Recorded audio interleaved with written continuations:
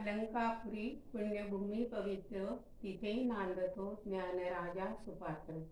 तया आठविता महापुण्यराशी, नमस्कार माझा श्री ज्ञानेश्वर. नमस्कार. आज आपण ज्ञानेश्वरीचा 14वा अध्याय बघणार आहोत, जो गुणातीत विभाग योग या नावाने आहे. याआधी 13व्या अध्यायामध्ये ज्ञेय म्हणजे काय, ज्ञेय कसं प्राप्त करून घ्यायचं, तसंच पुरुष आणि प्रकृती हा विचार समजावून सांगितलेला आहे. तोच विषय या अध्यायामध्ये 14व्या अध्यायामध्ये विस्तृतपणे समजावून सांगितलेला आहे. कारण 13वा आणि 14वा अध्याय हे गीतेमध्ये, ज्ञानेश्वरीमध्ये सर्वात महत्त्वाचे आहेत. कारण की आपलं जे आध्यात्मिक शास्त्र आहे, आध्यात्मिक जे ग्रंथ आहे, ते या अध्यायांमध्ये जो विषय सांगितलेला आहे त्याच्या भोवतीच फिरतात आहे. ते समजून घेण्यासाठीच या सगळ्या आध्यात्मिक ग्रंथांचा प्रयत्न असतो. तर या 14व्या अध्यायामध्ये माऊलींनी, भगवंतांनी ज्ञान म्हणजे काय आणि त्याच्यात तसंच हा जो जीव आहे तो त्रिगुणात्मक कसा होतो आणि गुणातीत जे भक्त असतात ते गुणातीत कसे होतात, अव्यभिचारी भक्ती करून ते मोक्षप्राप्ती कशी करून घेतात, हा विषय यात सांगितलेला आहे. की जे या आपल्या अध्यात्मशास्त्राचं मूळ आहे की मी कोण आहे, म्हणजे स्वतःची ओळख या जगतामध्ये करून देण्यासाठी आणि या जगताच्या सृष्टीची ही सगळी प्रक्रिया समजून घेण्यासाठी हे 2 अध्याय खूप महत्त्वाचे ठरतात. तर या अध्यायाला सुरुवात करताना माऊलींनी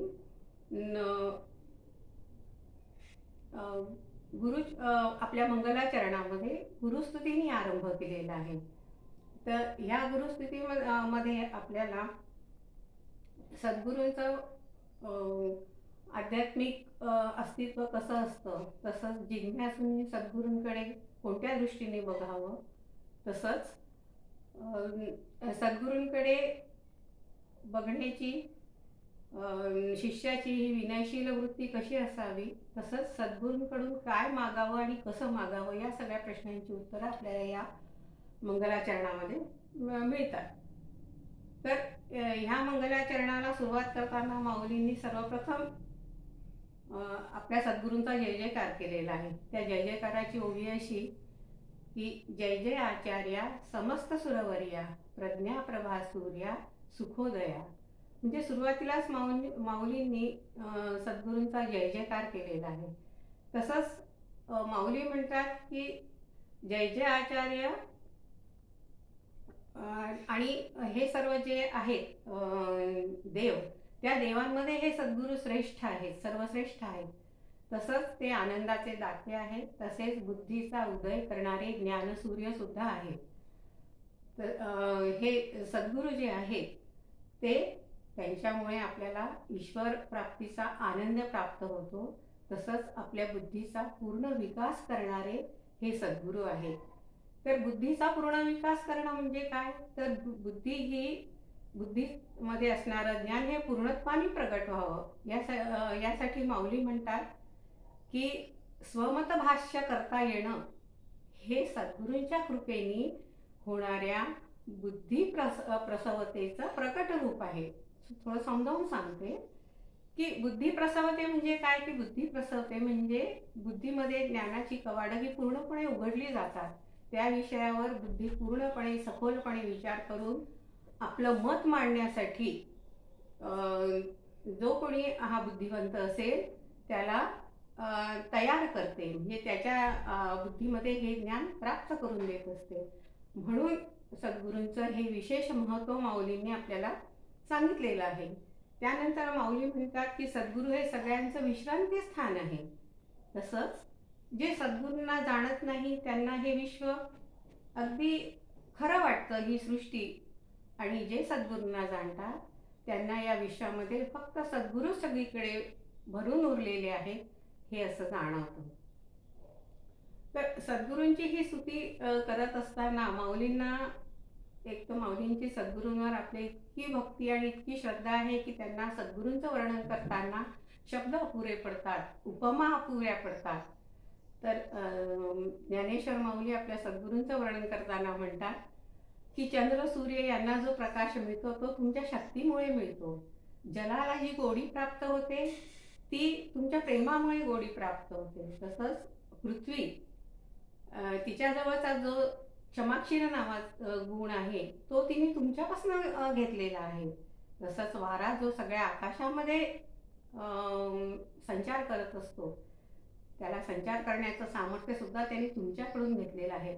म्हणजे ज्ञानेश्वर माऊलींना हा मोह आवरत नाही आहे की मी गुरूंचं माझ्या किती वर्णन करू, त्यांची स्तुती किती करू. पण माऊलींच्या हे लक्षात येतं की जिथे वेद हे सद्गुरूंचं वर्णन करताना सुद्धा थकून गेलेले आहेत, तसंच द्वैतभाव सोडून आपल्या वाणी म्हणजे परा, पश्यंती, मध्यमा, वैखरी ह्या सुद्धा स्तब्ध झालेल्या आहेत. तर तिथे मी माझ्या गुरूंचं पूर्ण वर्णन कसं करू शकेल, त्यांची स्तुती कशी कशी करू शकेल.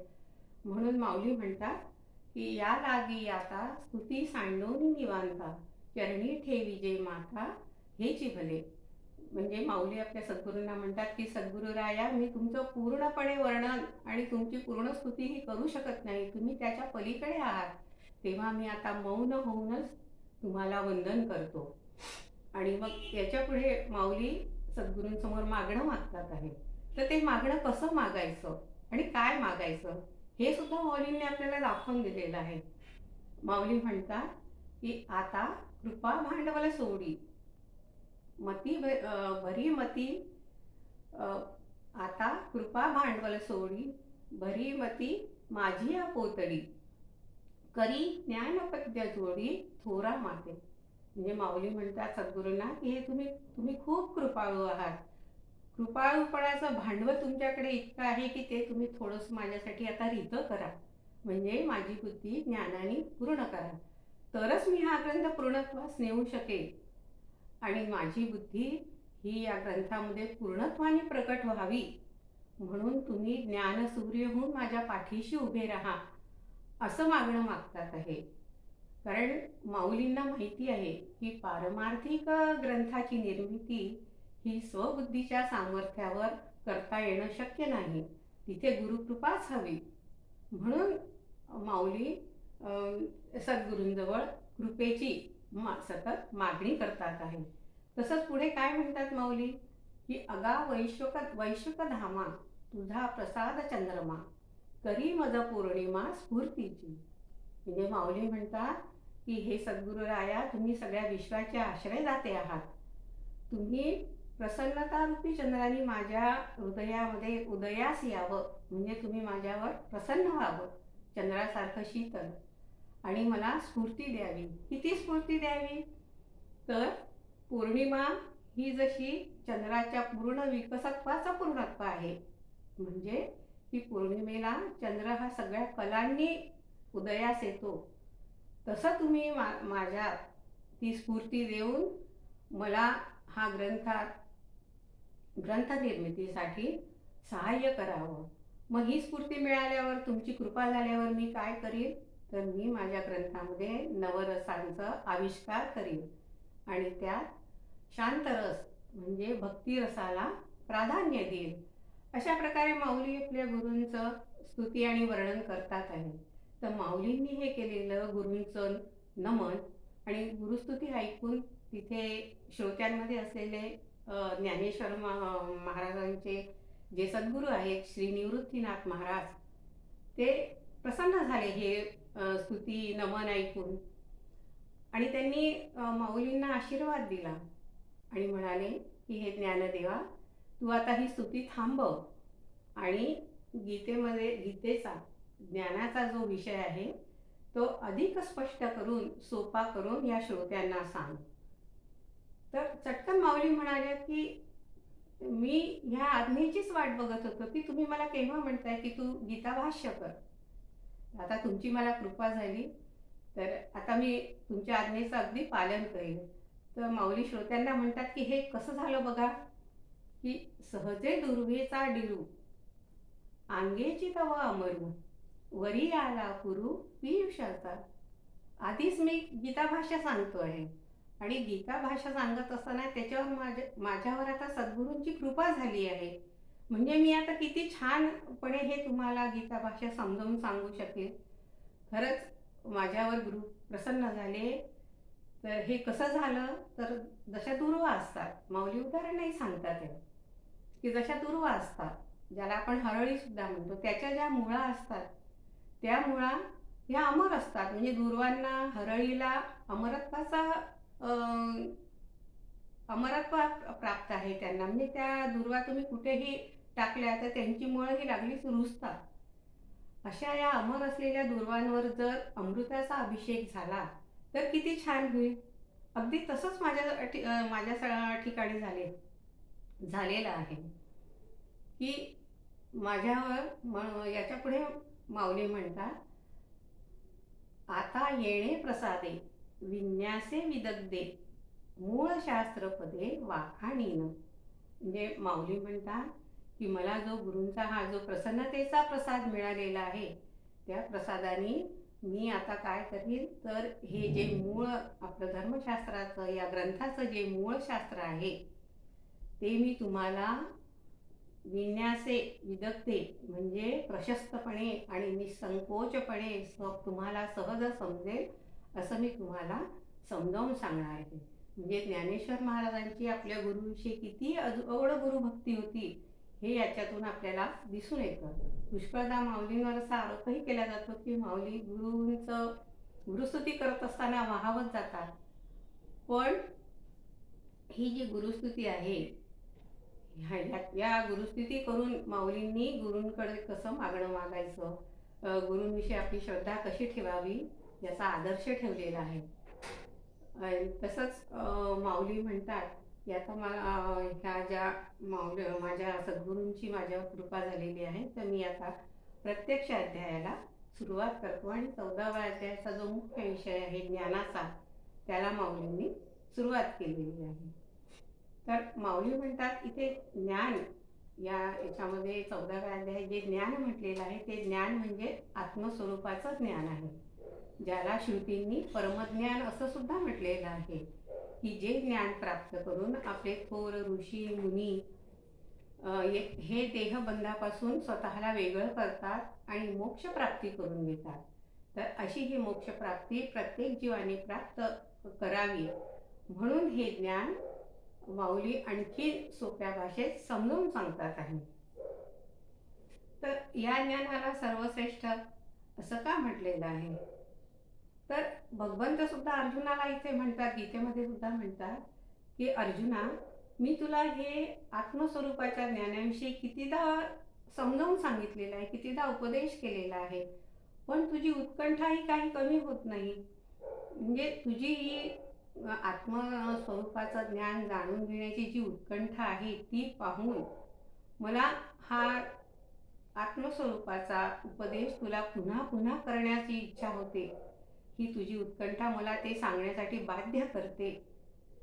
तर मी हे तुला पुन्हा समजावून सांगतो. म्हणजे भगवंतानी अर्जुनाला हा उपदेश कितीदा सांगितलेला आहे आणि माऊलींनी तो आपल्याला सहज सोपा करून उद्धाराचा एक, मुक्तीचा एक मार्ग खुला करून दिलेला आहे.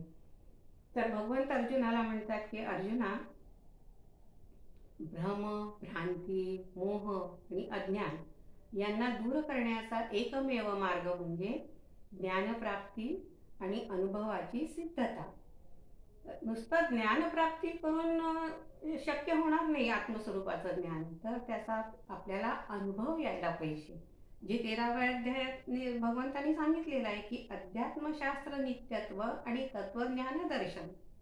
म्हणजे अध्यात्मशास्त्र आणि तुम्ही ज्ञान मिळवा, पण त्या ज्ञानाचा जोपर्यंत तुम्हाला अनुभव येत नाही, तोपर्यंत तुम्हाला आत्मस्वरूपाचं ज्ञान हे होत नाही.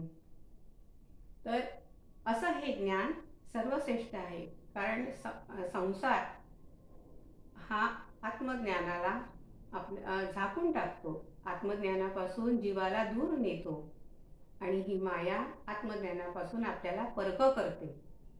तर त्याच्यातनं मुक्त होण्याचा मार्ग म्हणजे आत्मज्ञान प्राप्ती आहे. तर ह्या आत्मज्ञानाला उत्तम का म्हटलेलं आहे? कारण हे आत्मस्वरूपाचं जे ज्ञान आहे ते अग्नीसारखं प्रखर आणि तेजस्वी आहे. आणि इतर ज्ञान कसे आहेत? तर ते गौण आहेत, गवताप्रमाणे आहेत. का बरं? तर हे जे ज्ञान, गौण जे ज्ञान आहे, त्या ज्ञानाची मजल कुठपर्यंत आहे? तर संसार, स्वर्ग, त्यातली सुख इथपर्यंतच मर्यादित आहे. तसंच यज्ञयाग, कर्मकांड हेच त्यांना उत्तम वाटतात. ते त्याच्यातनं जो आनंद मिळतो तोच त्यांना अगदी अवर्णनीय असतो. तसंच हे जे इतर जी ज्ञानं आहेत, तिला गौण का म्हटलेलं आहे? तर हे ज्ञान जीवामध्ये द्वैतभाव निर्माण करतं. आणि आत्मज्ञानापुढे हे इतर जे ज्ञान आहे ते स्वप्नासारखे असतात. म्हणजे भासतात, की जसं आपण झोपेमध्ये स्वप्न बघतो आणि जाग आलं की ते स्वप्न आपण विसरून जातो किंवा ते दिसत नाही. तर हे जे गौण ज्ञान आहे हे स्वप्नासारखं आहे, म्हणून हे दुय्यम दर्जाचं आहे. आणि आत्मज्ञान जे आहे ते या जीवाला मोक्ष प्राप्त करून देतं. म्हणून ह्या आत्मस्वरूपाला जाणण्याचं ज्ञान प्रत्येकाने मिळवावं. आणि भगवंत सुद्धा अर्जुनाला हे समजावून सांगतात आहे. कारण अर्जुन जरी ज्ञानी भक्त असला तरी त्याच्या ठिकाणी मोह उत्पन्न झालेला आहे, की नाही, मी युद्ध करणार नाही. मी माझ्या नातेवाईकांना, जे सगळे माझे आहेत, कौरव जरी आमच्याशी भांडत असले तरी ते माझे बंधू आहेत, त्यांचा मी वध करणार नाही. हा जो मोह उत्पन्न झालेला आहे, तर त्या मोहातून बाहेर काढण्यासाठी भगवंतांनी अर्जुनाला हे आत्मस्वरूपाचं ज्ञान, आत्मस्वरूप म्हणजे काय हे सांगण्याचा, समजावून देण्याचा प्रयत्न केलेला आहे. तर हे आत्मस्वरूपाचं ज्ञान समजावून देत असताना भगवंतांचं सहज लक्ष गेलं अर्जुनाकडे. तर त्यांना असं दिसलं की अर्जुन अगदी एकचित्ताने, तन्मयतेने हे जे मी आत्मस्वरूपाचं ज्ञान सांगतो आहे तो ऐकतो आहे. म्हणजे जणू काही अर्जुनाच्या सर्वांगाला कानच फुटलेले आहे की काय, असं भगवंताला वाटायला लागलं. अर्जुन म्हणजे पूर्णपणे अवधान झालेला आहे, म्हणजे पूर्ण लक्ष देऊन कसं ऐकायचं हे अर्जुनाच्या रूपाने भगवंत पाहत आहे. आणि भगवंतांना खूप आनंद झाला आहे. कारण जेव्हा ज्ञानी भक्त एकाग्रतेने आणि तन्मयतेने जे गुरु ज्ञान सांगत आहे त्याचं ग्रहण करत असतो, तेव्हा गुरूंना सुद्धा खूप आनंद होतो. आणि मग गुरु प्रसन्न होऊन आपल्या हृदयामध्ये असलेलं सगळं ज्ञान त्या भक्ताच्या, त्या ज्ञानी भक्ताच्या हृदयामध्ये परावर्तित करत असतात. असं भगवंतांनी आत्मस्वरूपाचं ज्ञान हे अर्जुनाच्या हृदयामध्ये परावर्तित केलेलं आहे. आणि ज्ञानेश्वर माऊलींनी ते अगदी अनेक उदाहरणं देऊन आपल्याला सहज आणि सोपं करून समजावून सांगितलेलं आहे. तर हा जो आत्मस्वरूपाचा विसर देहाला पडतो, तर हा कशामुळे पडतो? तर हा मायेमुळे पडतो. तर मायेमुळे जी माया इतकी श्रेष्ठ ठरू शकते की आत्मस्वरूपाला आपलं स्वतःचं अस्तित्व विसरायला लावते. तर या मायेपासून हे जग कसं उत्पन्न होतं हे भगवंत अर्जुनाला आता समजावून सांगतात आहे. तर वस्तुतः जीव म्हणजे हा स्वतः आत्मस्वरूपच आहे. आत्मा म्हणजे परमात्मा स्वरूपच आहे. पण हे या त्रिगुणरूपी पाशांनी हा देह कसा जाळ्यात अडकतो हे समजावून सांगण्यासाठी भगवंतांनी अर्जुनाला पुन्हा ही सृष्टी प्रक्रिया, जी 13व्या अध्यायात समजावून सांगितलेली, ती पुन्हा सविस्तर समजावून सांगितलेली आहे. तर इथे भगवंत अर्जुनाला म्हणतात, म्हणजे भगवंताच्या मुखातनं, माऊलींच्या मुखातनं भगवंतच बोलतात आहे. तर भगवंत म्हणतात की क्षेत्रज्ञ म्हणजे आत्मा, आपला आत्मस्वरूप. आणि क्षेत्रज्ञ म्हणजे आपला आत्मस्वरूप. आणि क्षेत्र म्हणजे शरीर, जे मायेपासून निर्माण होतं. या शरीरामध्ये इंद्रिय, विषय हे अस्तित्वात असतातच. पण जेव्हा या विषय आणि इंद्रियांचं प्राबल्य वाढतं तेव्हा हा जीव आत्मस्वरूपाला विसरतो. आत्मा म्हणजे काय याचा त्याला विसर पडतो आणि तो ह्या मायेमध्ये गुंतून जातो. कारण माया ही काय आहे? तर माया ही जे परब्रह्म परमात्मा आहे त्याचं प्रतिबिंब आहे. आणि हे पंचमहत्तत्वादी म्हणजे पृथ्वी, आग, तेज, वायू, आकाशी जी महत्तत्व जी आहेत आणि बुद्धी, अहंकार, बुद्धी, चित्त, मन हे जे आहे हे यांचं ते विश्रांती स्थान आहे, लयस्थान आहे. तर ही माया जी आहे ही माया या शरीरामध्ये विकार आणि विषय गुण ही निर्माण करते आणि या जीवाला स्वतःच्या आत्मस्वरूपाला विसरायला लावते. म्हणून या मायेला काय म्हटलेलं आहे? महत ब्रह्म असं म्हटलेलं आहे. तर सांख्यवाद्यांनी या महत ब्रह्माला प्रकृती म्हटलेलं आहे. तसंच अव्यक्तवादी लोकांनी या मायेला अव्यक्त म्हटलेलं आहे. वेदांतवाद्यांनी माया म्हटलेलं आहे. तर भगवंतांनी आणि ज्ञानेश्वर माऊलींनी या प्रकृतीला अज्ञान म्हटलेलं आहे, की जे अज्ञान ज्ञानाला झाकून टाकतं. तर हे अज्ञान कसं असतं? हे अज्ञान कुठे असतं?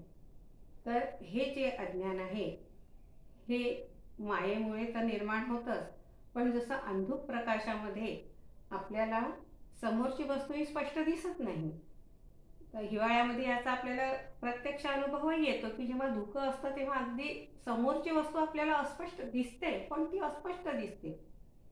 तो तिथे झाड आहे की तिथे मनुष्य आहे हे आपल्याला कळत नाही. तर याचं कारण काय असतं की मध्ये ते धुक्याचा पडदा असतो.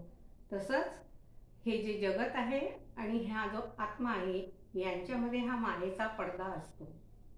आत्मा हे परमात्मा स्वरूप आहे आणि जगत हे आत्म्याचं प्रतिबिंब आहे, पण यांच्यामध्ये हा जो मायेचा पडदा असतो त्याच्यामुळे जीव हा स्वतः आत्मस्वरूपाला ओळखू शकत नाही. आत्मा म्हणजे काय हे स्पष्टपणे तो बघू शकत नाही. तर ह्या आत्मस्वरूपाला जाणून घेण्यासाठी ज्ञानप्राप्ती करणं हे अतिशय आवश्यक आहे. तर ही ज्ञानप्राप्ती जीवानी करून घ्यावी. तर ही ज्ञानप्राप्ती करण्यासाठी ही जी सृष्टी प्रक्रिया आहे ही आधी भगवंतांनी समजावून सांगितलेली की ही प्रकृती कशी आहे की जी मायेचं आवरण धरते आणि जीवाला स्वस्वरूपापासून वेगळं करते.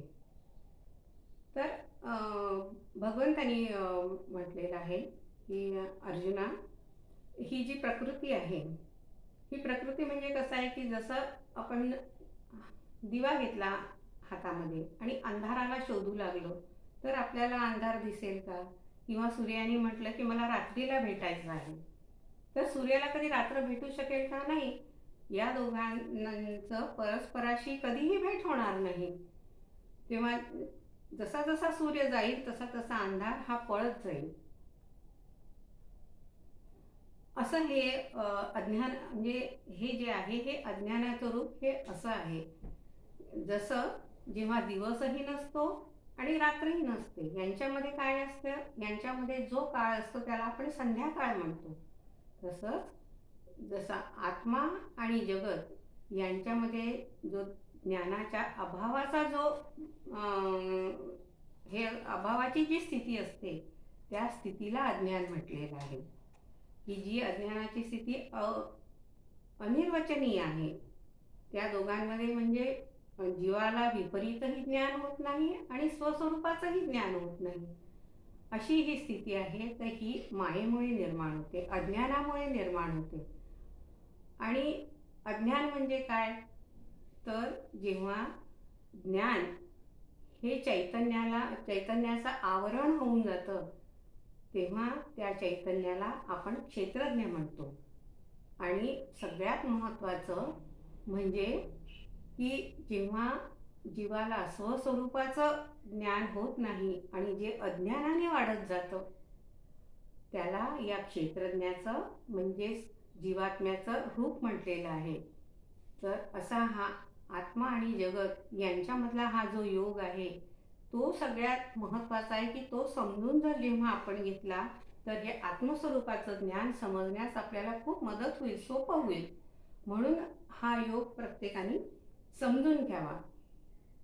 ह्यानंतर भगवंत अर्जुनाला समजावून सांगतात आहे, की हे अज्ञान, ही प्रकृती कशी आहे, जी 13व्या अध्यायामध्ये भगवंतांनी छान समजावून सांगितलेली आहे, की ही प्रतिक्षणी नित्य नवी, रूपगुणाची आगवी, जडातेही माजवी, जियेचा माजू.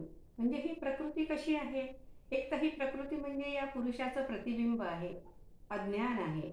आणि हे जे प्रतिबिंब आहे, तर प्रतिबिंबाला किंवा सावलीला स्वतःचं काही अस्तित्व असतं का? नाही.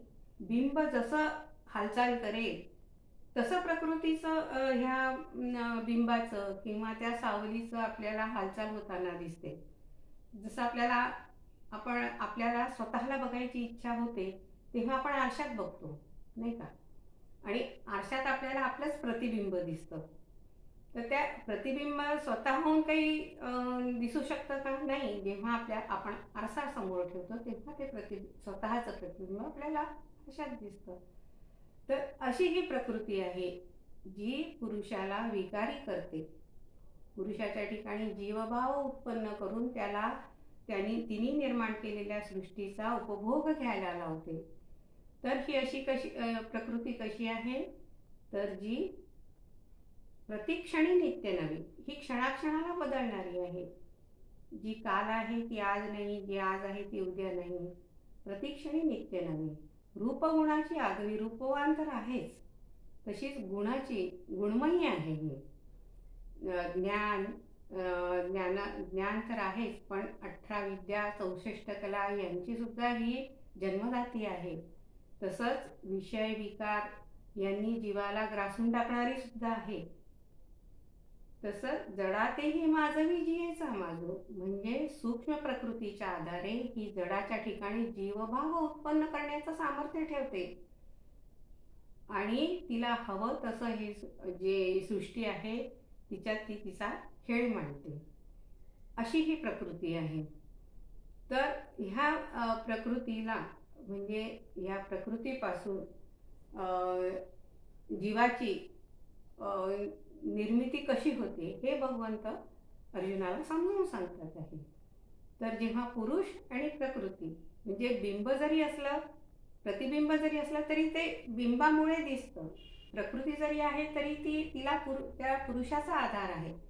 म्हणून पुरुष आणि प्रकृती यांच्यापासून सृष्टी निर्माण झालेली आहे. तर ती कशी झालेली आहे ही प्रक्रिया भगवंतांनी अर्जुनाला समजावून सांगितलेली आहे, की सर्वप्रथम बुद्धितत्व निर्माण होतं. बुद्धितत्व जेव्हा रजोगुणाने भारलेलं जातं, तेव्हा त्याच्यापासून मन तयार होतं. मनामध्ये ममता निर्माण होते. ममता निर्माण झाली की त्याच्यामध्ये प्रेम वात्सल्य निर्माण होतं. त्या प्रेमातून अहंकार निर्माण होतो. अहंकारातनं पंचमहाभूत निर्माण होतात. भूतांमध्ये विषय विकार हे अस्तित्वात असतातच, पण त्या विषय विकारातनं म्हणजे काम क्रोध लोभ मोह मद मत्सर हे जे विकार आहे, त्या विकारातनं सृष्टीचा गर्भ तयार होतो आणि मग त्या गर्भामधनं जे वासनेमध्ये सूक्ष्म रूपाने जीव अस्तित्वात असतो तो जन्माला येतो. ही अशी सृष्टीची प्रक्रिया भगवंतांनी अर्जुनाला समजावून सांगितलेली आहे. तर हा एकच जीव जगामध्ये जन्माला येतो का? तर नाही. ही प्रकृती अंडज, स्वेदज, जारज आणि उद्भिज अशा 4 प्रकारातनं सृष्टीच्या अंतापर्यंत हिची सतत जीवनिर्मिती ही सुरू असते. आणि हे सगळे जे जीव असतात ते 84 लक्ष योनींमधनं सारखे फिरत असतात. कारण जीव निर्माण झाले की ते कर्म करणार, कर्म केली की कर्माची फळं त्यांना भोगावी लागणार. कर्मफळं भोगत असताना या जीवांजवळ आयुष्य तर मर्यादित आहे. म्हणजे त्या मर्यादित आयुष्यामध्ये जेवढी कर्मफळं भोगली जातात त्यांचा भोग जिथे भोग संपता संपता जिथे यांचं आयुष्य संपतं तिथे हे मृत्यू पावतात आणि पुन्हा जन्माला येतात. म्हणजे सृष्टीची ही जन्म मरणाची प्रक्रिया जीवाला सृष्टीच्या अंतापर्यंत फिरत ठेवते आणि जीवाला ह्या जन्ममरणाच्या चक्रातनं मुक्ती कशी प्राप्त होईल ह्याच्यासाठी भगवंत अर्जुनाला समजावून सांगतात की या जन्ममरणाच्या फेऱ्यातनं मुक्त होण्यासाठी आत्मज्ञान आवश्यक आहे, की मी कोण आहे, मी याच्यातनं कसा निवृत्त होईल आणि मोक्षाला कसा प्राप्त होईल याच्यासाठी ही प्रक्रिया सांगितलेली आहे. तर पुढे भगवंत अर्जुनाला म्हणतात की ही अशी ही जी जीवनिर्मिती होते, तर ही जीवनिर्मिती होत असताना जीव जे आहे तर ते त्यांच्या ठिकाणी त्यांना आधार कशाचा, कारण हे जीव निर्माण होतात. जसं शरीराला बालपण, तरुणपण आणि म्हातारपण याला आधार काय आहे, तर शरीराचा आधार आहे. आकाशामध्ये दिवस सकाळ दुपार संध्याकाळ होते त्याला आकाशाचा दिवसाचा आधार आहे. तसे हे जे जीव निर्माण होतात आणि ही कर्मफळं करत असतात, तर ह्यांना आधार कशाचा आहे, तर हे जीव इतके असंख्य जरी निर्माण झाले तरी प्रत्येक जीवामध्ये त्यांना आधार माझा आहे, कारण मी या सृष्टीचा पालन करता आहे. तर त्या सगळ्या जीवांच्या ठिकाणी म्हणजे सूक्ष्मातल्या सूक्ष्म जीवापासून तर ब्रह्मदेवापर्यंत या सगळ्यांच्या ठिकाणी मी एकसारखा व्यापून आहे. म्हणजे असं नाही आहे की सूक्ष्म जीव आहे म्हणून त्यांच्या ठिकाणी परमात्म्याचं अस्तित्व अगदी थोडंसं आहे आणि जो स्थूल जीव आहे किंवा मोठा आहे त्याच्या ठिकाणी परमात्मा हा मोठ्या स्वरूपात आहे असं काही नाही. तर परमात्म्याचं स्वरूप हे सर्वांच्या ठिकाणी एकच स्वरूपी असून पूर्णत्वानी आहे, असं हे माझं स्वरूप आहे.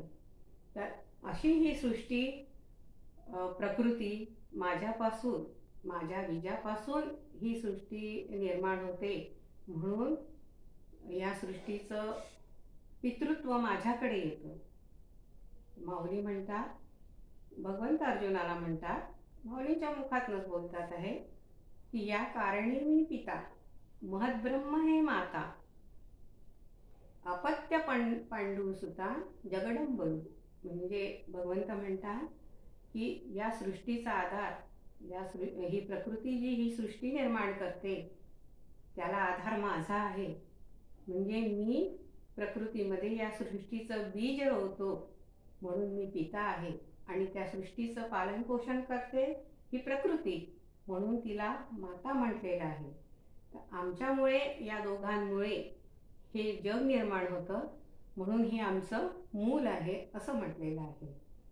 तर असं हे समजावून सांगत असताना पुन्हा भगवंत अर्जुनाला एक महत्त्वाचा विषय समजावून सांगतात की बघ अर्जुना, तू मनात संशय येऊ देऊ नकोस, कारण हे जग माझ्यापासून निर्माण होते. मी सृष्टीमध्ये प्रकृतीमध्ये सृष्टीचं बीज पेरतो आहे.